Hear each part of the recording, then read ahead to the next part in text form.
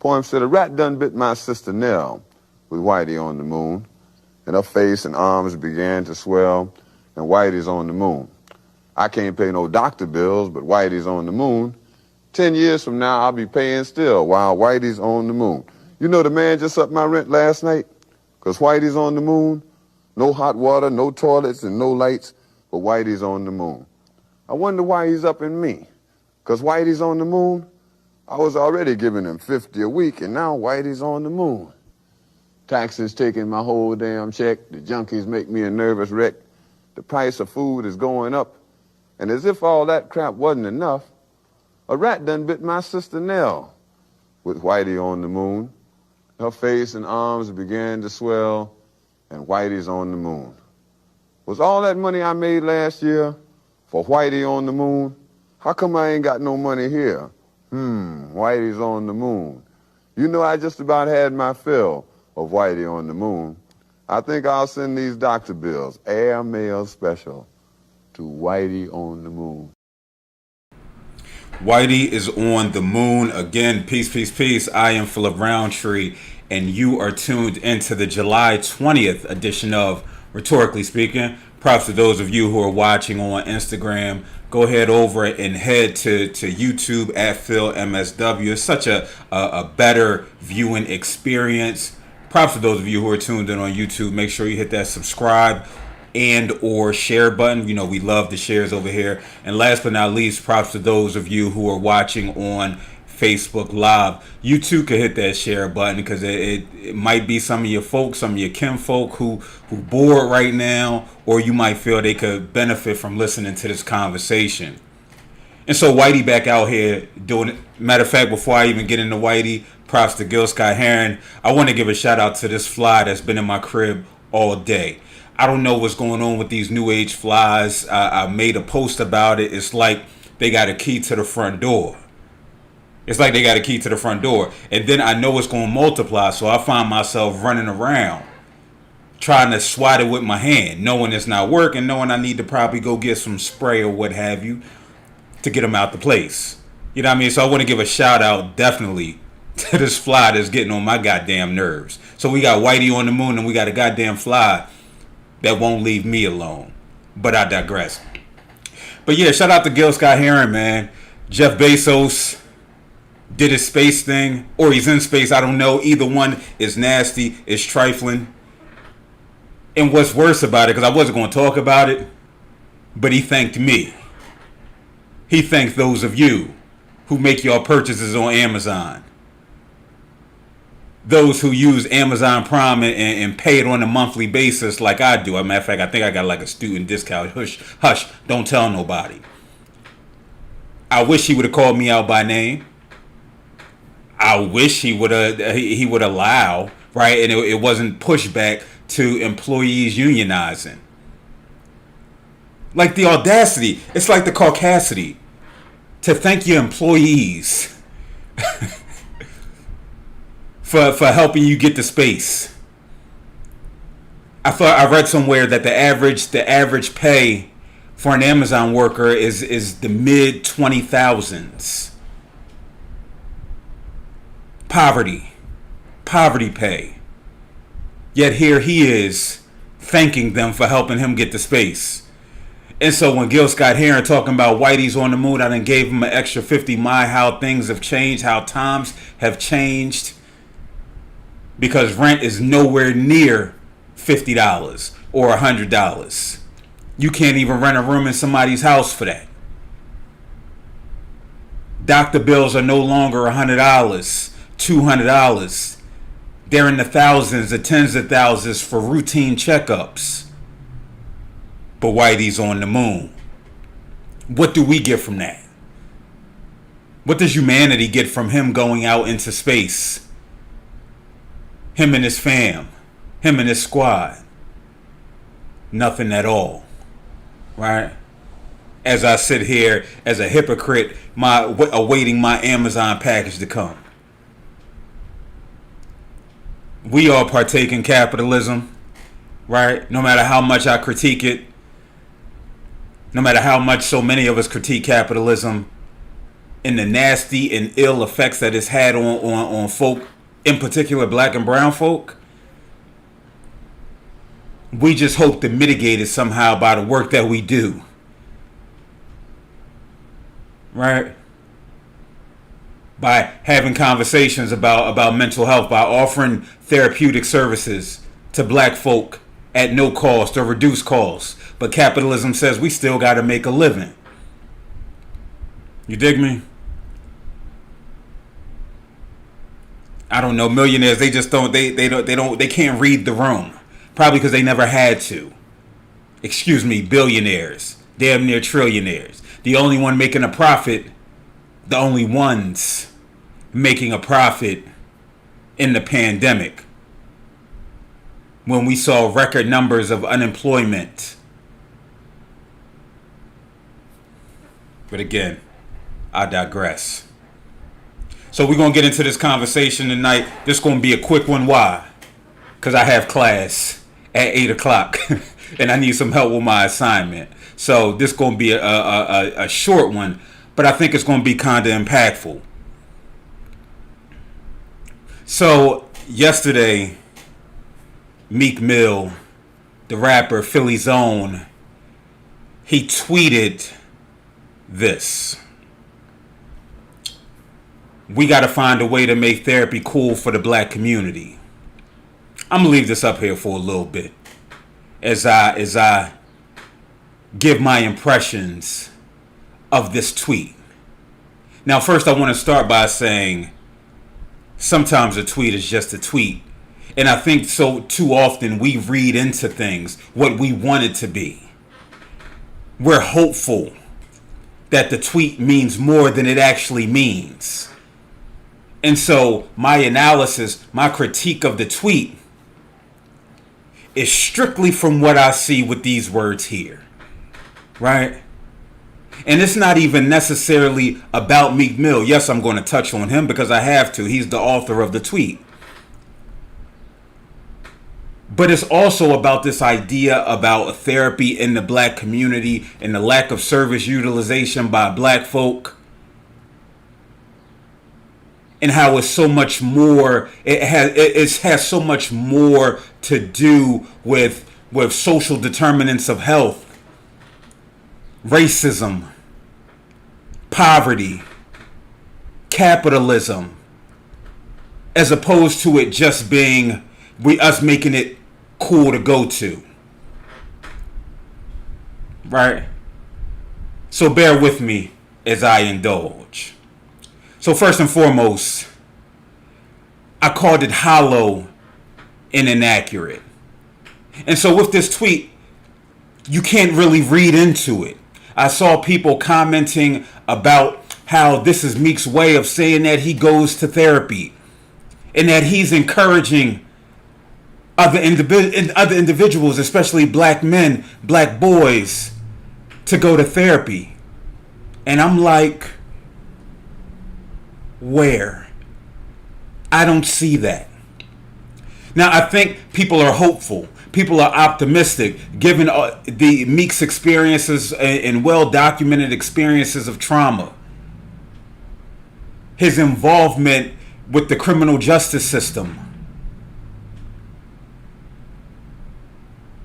How for damn near 15 years, he was on probation for something that took place in his teens. People are hopeful because he comes from the inner city. He comes from poverty. And we know the impact of poverty on one's mental health. When we talk about depression, anxiety, PTSD, we know black boys and black men are most likely to be victims of a violent crime. You can listen to Meek's music and how he talks about the people that he's lost in conjunction with the violence that he's committed. He talks about his addiction to Percocet, both when he was praising it and when he was speaking out against it, trying to encourage others to go a different way. See, what's lost on people is the fact that you can critique other black folk. This notion of whether it's minding your business or we should only be uplifting others. A part of uplifting is critiquing. Because we all have blind spots, right?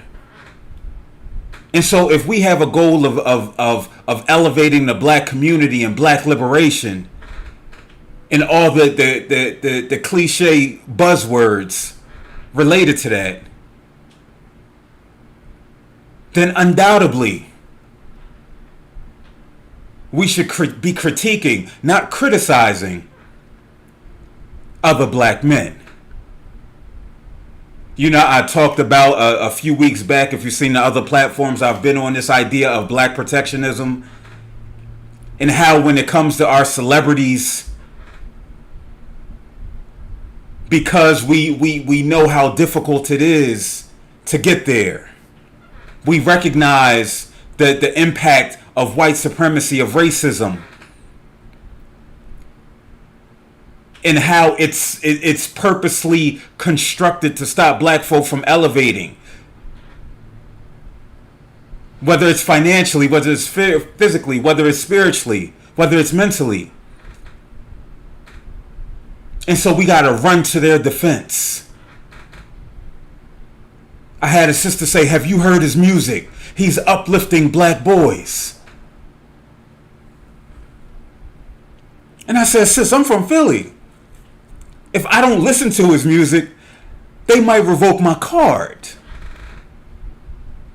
But I also, in the midst of me being able to hear for certain songs, how he's speaking introspectively, talking about his experience, which hopefully positively influences another to do different. I also see his tweets about women, about black women. I also see the violence between he and Safari, right? Safari, of all people. I see the threats on songs. We can't ignore that. And for most black boys that I've worked with, it's less about what you say and more about how you move, more about how you're acting and the consistency behind it. But I'm also able to show grace and recognize that the impact of trauma in his life has caused him to show up the way that he is. And he's potentially making steps to make healthier choices. That's not lost upon me either. But we can't ignore the influence. We can't ignore the impact. You dig me? And so when I see this tweet, we got to find a way to make therapy cool for the black community. In theory, I'm like, cool. Makes sense, all the sense in the world. But then when you sit with it for a minute, see, I'm not like my other therapist brethren who looked at it as an opportunity. Let me at Meek Mill. We out here. I know some folk desire to be celebrity. That's not my thing. And it's not to say that they don't desire to make an impact as well. For me, it's just not the look for me. Right? I'm more about touching the people.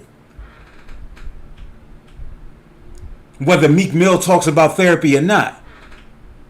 And again, I recognize that that's my brethren are doing the same. But when I look at this tweet, I wanted to see what came after that. And it was nothing. So all we were left with was this one tweet to dissect. There's no substance there. It's definitely hollow in inaccuracies.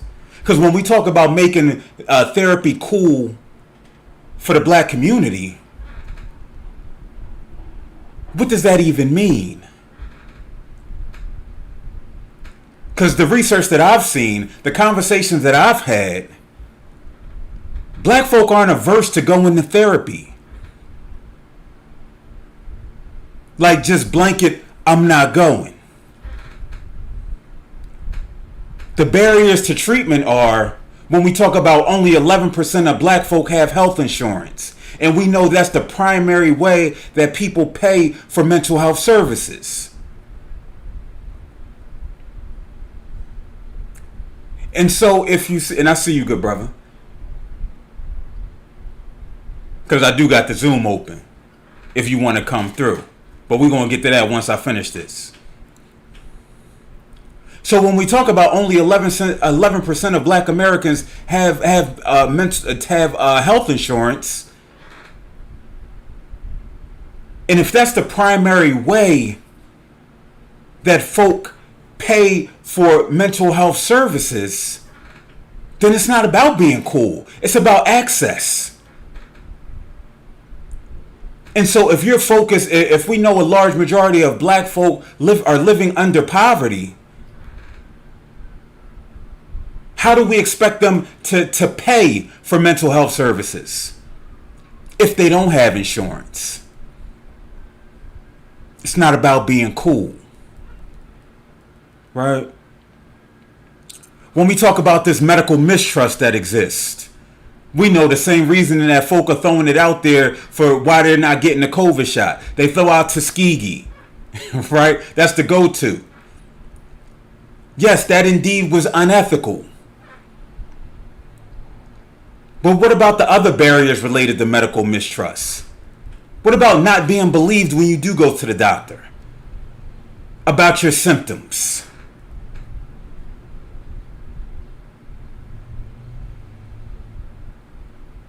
What about, bear with me because I got this written down, right? Listen, what about being talked to in a condescending manner? Thankfully, I have multiple degrees and I have an ability to articulate myself when I am in the doctor's office. Or when I was seeing a therapist, even though she was a dope sister. Or when I had to engage with a psychiatrist about medication. What if I lack that? Because we aren't necessarily conditioned to first understand and recognize how to engage with authority figures. And yes, we consider doctors and mental health professionals authority figures. It is what it is. Because historically, we've had to know our place.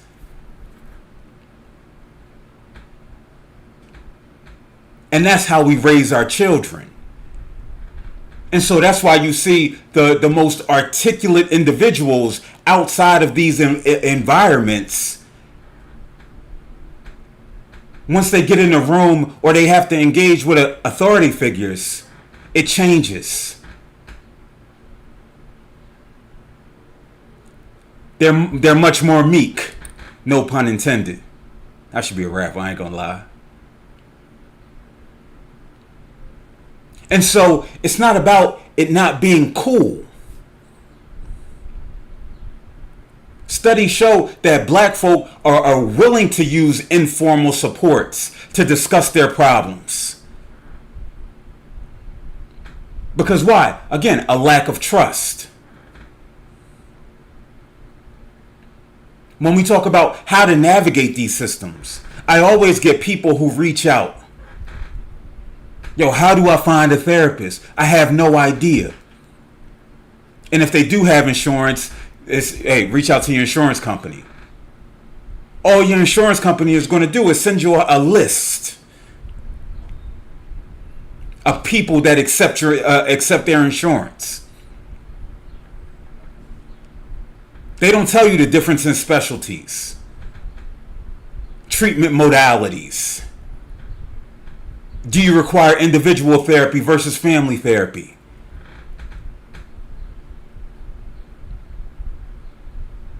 These aren't the conversations that are being had. So it's not less about cool, but it's about a lack of education. But again, offering grace, maybe this was Meek's only way and the only language that he had to be able to articulate it. And so again, I'm not mad at him. I'm not hating on him. I'm not down in the black man. But far too often, we see these celebrities get behind these movements with no real skin in the game, no real education. Some of them come out with whole alliances,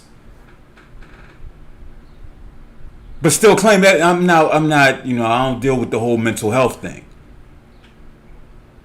It's like, huh? But that's neither here nor there. I think it's important that when we have these conversations on mental health, and unfortunately due to social media,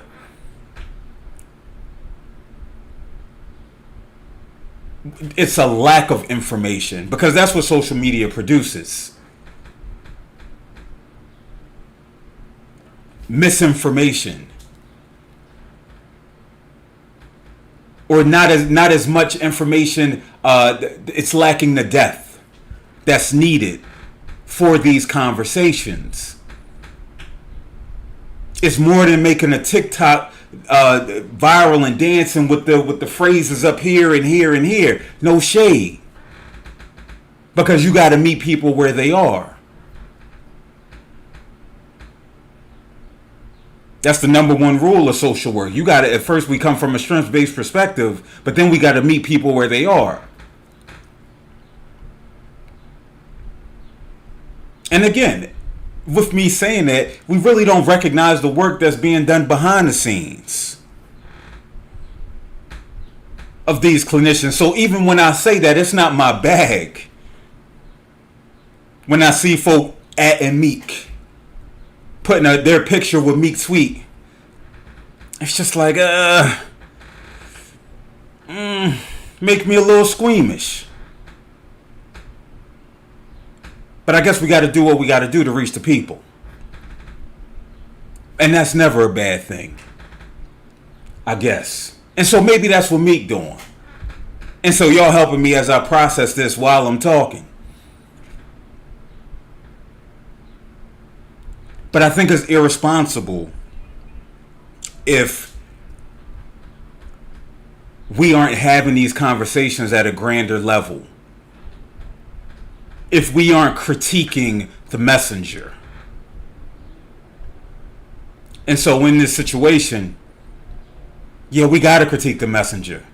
Because a lot of the messages that the messenger has been sending has been antithetical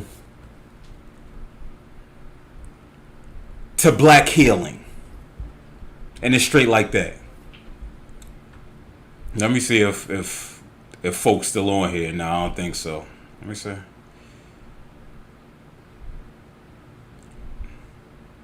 I'm trying to see if the person who came in, they not still there. But feel free to come through.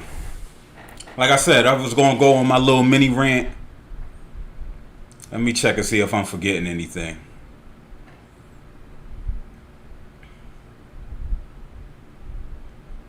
Let me see what y'all thoughts are. Everybody's silent. Everybody's silent in the bag. Yo, what up, Court?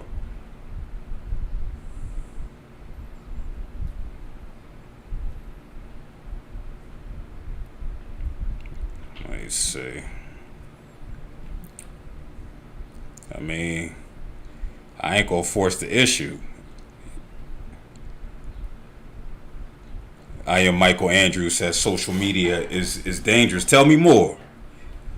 I mean, I could speak to how social media is dangerous from my perspective, and is dangerous because it continues to be the death knell of critical thinking. You know, I was on Twitter today, and I was doing an assignment where I'm taking tweets and doing some assignment shit, and I was immediately triggered and my anxiety started acting up, and I compared it to I compared it to Mitch and Paid in Full when he was in the car and he was talking about, yo, I'm about to and we recognize homicide is through the roof right now in urban areas, but he about to be on some real murderous ish, because they killed this little man. B, the anxiety that I felt on Twitter, the vitriol that's spit on a daily basis on Twitter. I'm too sensitive for that.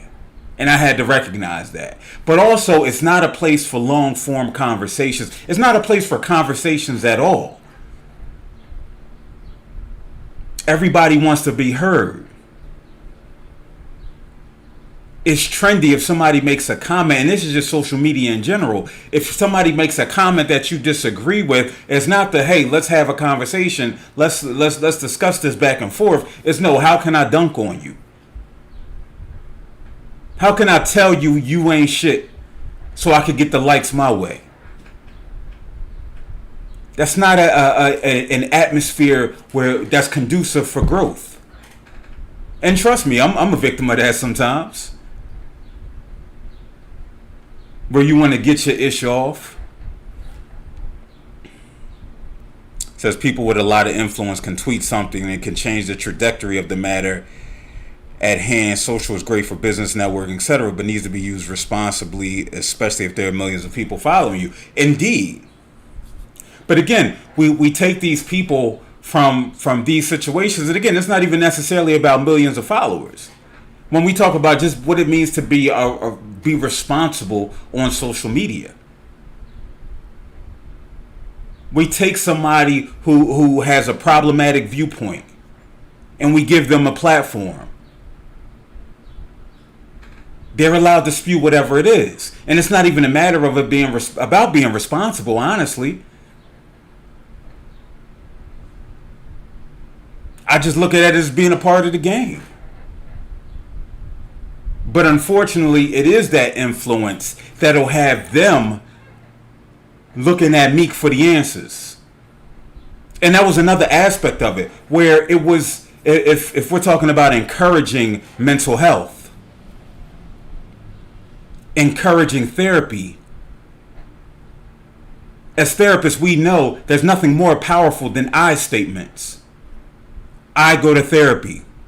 Imagine if Meek put out a tweet that said, I go to therapy. There's no deflecting. There's no passive aggressiveness related to a tweet and how it can be interpreted. Because yes, that is another way how that tweet can be interpreted.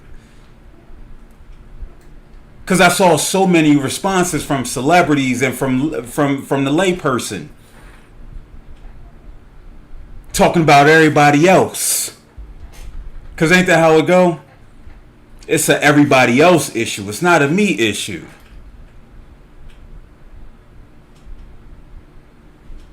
And so what would have been powerful, and again, I don't know what he was going through. I can't pretend to be in his head. But a tweet like, I am in therapy, is much more powerful than the one the world was given.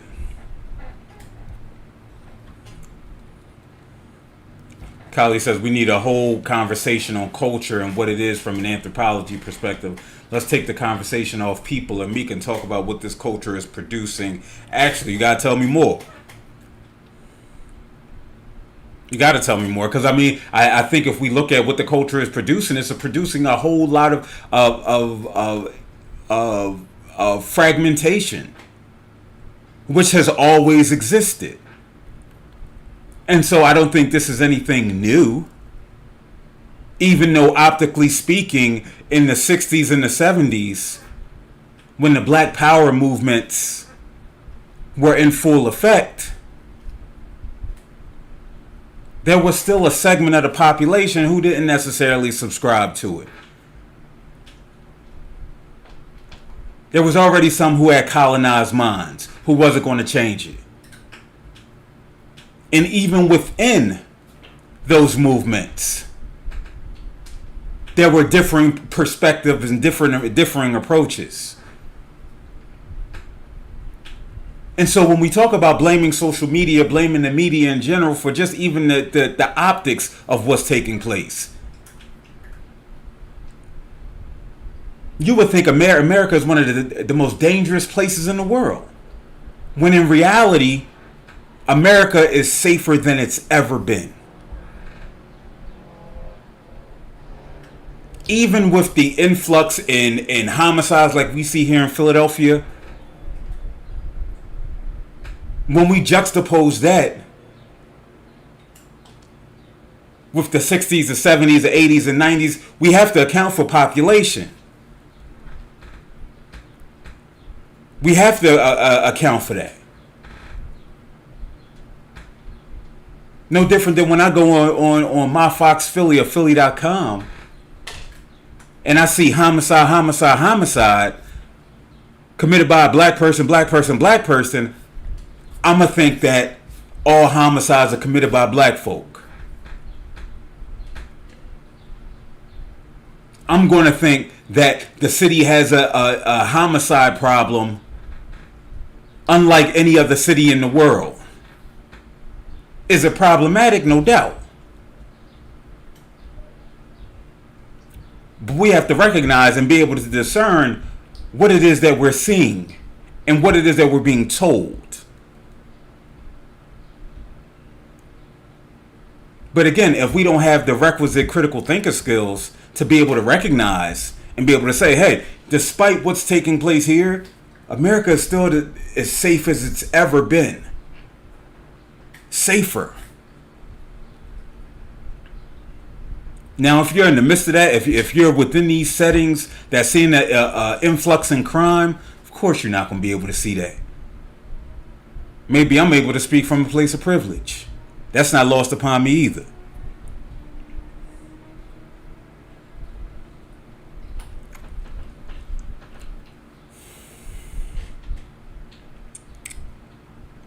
What else y'all rapping about before I hit these streets?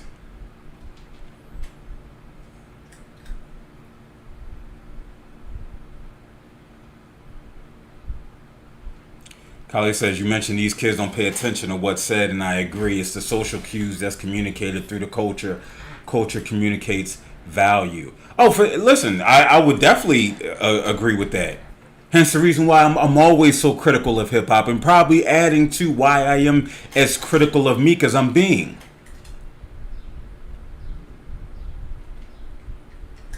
Like whenever I listen to Kendrick Damn album,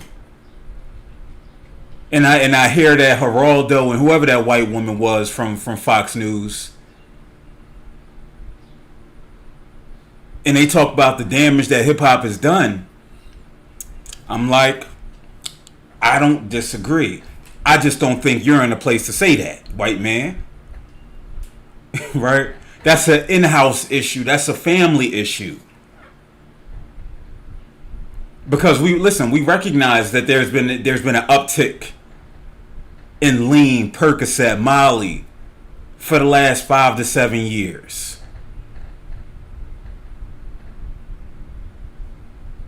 I wonder why. And people say, "Oh, what's the difference between movies like Scarface and hip hop?" Did y'all man Jigga say that? Y'all man Jay-Z, Hove?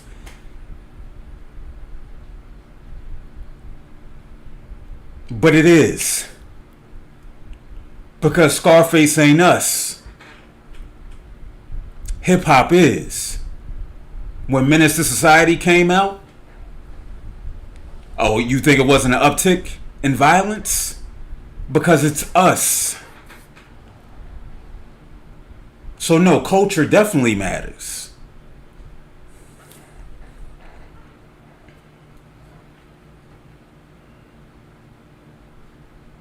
All right, it's 7:40. I'm about to get out in these streets, man. Get ready for class. Listen, I appreciate y'all tuning in.